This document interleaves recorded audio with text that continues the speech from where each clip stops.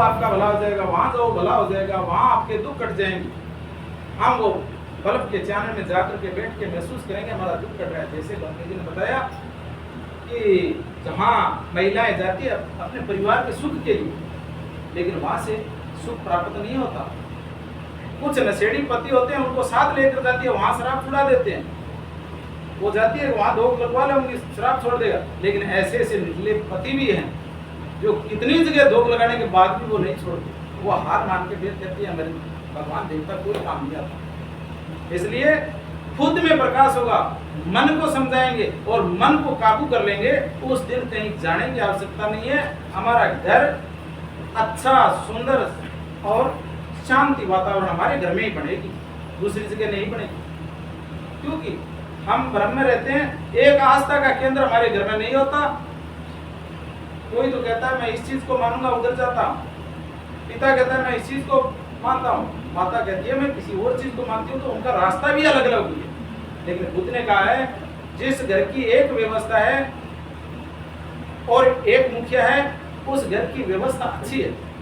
ठीक है, तो तथागत बुद्ध का मार्ग के लिए हमें बनते जी ने बहुत ही सराहनीय मार्ग बताया है। आज त्रिशरण पंचशील किया है, विस्तार से हम लोगों को समझाया है। अगर हम लोग बाबा साहब बुद्ध के रास्ते पर चलेंगे तो बाबा साहब से बड़ा, तथागत बुद्ध से बड़ा हमारे बीच में उत्थान करने वाला कोई भगवान आने वाला नहीं। इसलिए ज्यादा से ज्यादा हम लोग यही सोचें कि हम लोग इससे जुड़ें।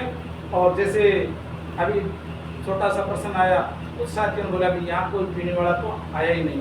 मैं कहता हूँ अगर कोई सुबह शाम पीता है, ऐसे व्यक्तियों को ऐसे कार्यक्रमों में लेके आओ सोफी को, ताकि वो सुने। अगर नहीं पीने वाला ही आता है तो फिर हम बदलेंगे किसको? एक दो ऐसा व्यक्ति भी होना चाहिए। मैं पीता था और वहां जाने के बाद मैंने भिक्षु लोगों की या प्रचारकों की बात सुनी और मेरे जीवन का कल्याण हो गया। ऐसा उदाहरण हमारे बीच में आ जाए तो हो सकता है कितने लोगों का कल्याण।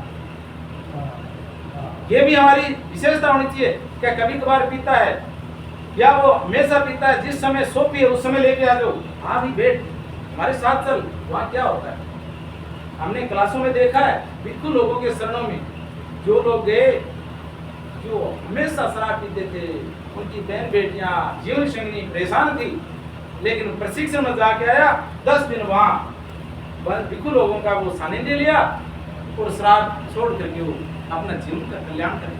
परिवार सारा खुश हो गया। अरे हमारे नशा था परिवार में, इस व्यक्ति को हमने प्रशिक्षण में भेजा और वो नशे से बाहर निकल गया। बहुत अच्छा मार्ग है। जिस दिन अच्छा मार्ग होगा कि बुराई पे जाने वाले भी अच्छाई की तरफ मुड़ करके हमारे बीच में आते हैं और वो भी सुधार करने लगे।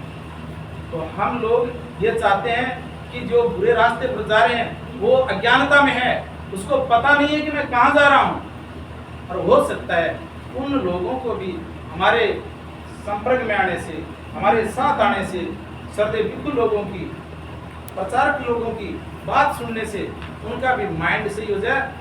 तो एक व्यक्ति ने अगर हमारे इशारे से, हमारी सहयोग से अगर बुराई से बाहर निकल गया, हमारा जीवन सार्थक हो गया कि हमने एक व्यक्ति का कल्याण करा, एक व्यक्ति को बुराइयों से बाहर निकाल दिया। तो इसी बातों के साथ मैं ज़्यादा समय नहीं लेकर के, काफ़ी समय से बैठे हो, मैं रजा चाहूँगा। जय भीम, नमो।